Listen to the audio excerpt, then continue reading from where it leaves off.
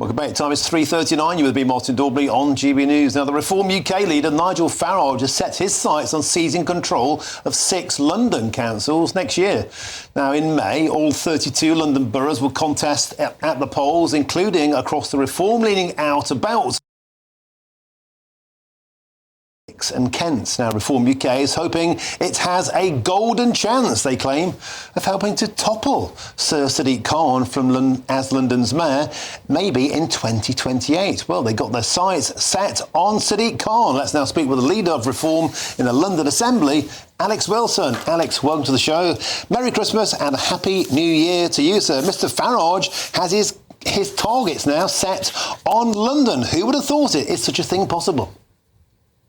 Absolutely. But before I answer that, I'd just like to say how blown away I was by your last guest, Toby, and hearing his testimony about how his colleagues and small business owners in his industry, in hairdressing, are absolutely crucified by this Labour government. We hear the same in hospitality.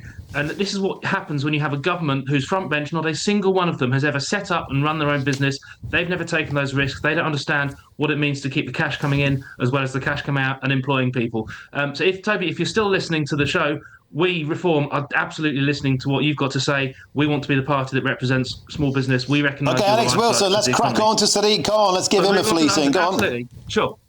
Look, we've set some ambitious targets. We've got a huge opportunity here. All 32 London boroughs up for grabs. And what I also try and remind, and I've reminded Sir Sadiq on a regular basis, in 2016, in that referendum to leave the European Union, more Londoners voted to leave the European Union than have ever voted for Sadiq Khan as mayor. So the people are out there who are minded to vote for us if we give them the opportunity and the reason to do so. So heading into those council elections next year, particularly, as you say, in that outer donut area where people have been let so badly down by Labour and Sadiq, been hit by ULEZ, hit by police station closures, the fact that only 2% of burglaries in outer London result in a court summons or a charge. Those are the people who will have a real opportunity to say what they think about Labour and Sadiq's record, and the best way they can do that is by voting Reform. Using the internet without a VPN, a virtual private network, is a bit like taking to the road without car insurance. All it takes is one unlucky moment to cost you a lot of cash. This video's sponsor is Private Internet Access. They are the VPN to help keep you safe. Click the link in the description below to find out why over 30 million people have downloaded PIA to protect themselves online. A virtual private network is an app that hides your IP address and helps keep your data private. When you're browsing the internet at home, you give up a large amount of data to businesses, to shops, and indeed to social media giants too. Hackers have the ability to steal your personal data with ease, including sensitive information such as passwords, keystrokes, and even your personal photos. Private Internet Access helps protect your personal data by encrypting your internet connection to keep your data out of the hands of cyber criminals. And it's not just hackers either to be concerned about. Information can be censored too. When Canada passed their C18 bill, social media giants decided to ban news content on their platforms. But PIA can protect your ability to consume the news and content you love.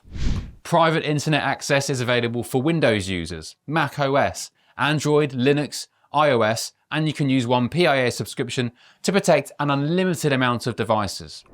And we've got a huge GB News discount for you too. Click the link in this video's description and you'll get a massive 83% off PIA. That's under £2 a month, the price of a coffee, and you'll get an extra 4 months completely free on top. Also, there's a 30-day money-back guarantee too. Visit piavpn.com/GB News to start protecting yourself digitally today. Alex Wilson, I've lived in London 30 years. Undeniably, I've seen it change, and not necessarily for the better, I have to say. But is it not true to say that that London is just a country within a country? Like it or lump it, it seems to be a Labour area forever. It doesn't have to be that way. As I said, more people voted Leave than have ever voted for Sadiq. Obviously, the turnout very, very different in the referendum compared to sort of lower turnout local elections. But the people are there, and if we give them that opportunity and that reason, as I've said, then we can galvanise and really encourage people to take this almost once in a lifetime opportunity to vote for something different. The local elections elsewhere in the country this year were a phenomenal success, far greater than anybody expected, ourselves included. There's no reason why we can't do the same in London as well. The most recent London-wide opinion poll from Savanta back in November put Reform in clear second place on 23% of the vote. Now, if we can translate that into votes in council elections, and we still need to find a few candidates in some of these boroughs, so if any of your viewers want to stand, go to the party website and apply. But assuming we get people on the ballot paper and we galvanise people out to vote, we can absolutely take control in a very large number of these councils, 32 up for grabs. Obviously, Nigel's talked about targeting half a dozen. Let's see where it goes from there. But there'll be some very exciting and very strange results as well with the input of the Greens and your party if they get organised. It's going to be the most exciting set of London elections in a generation.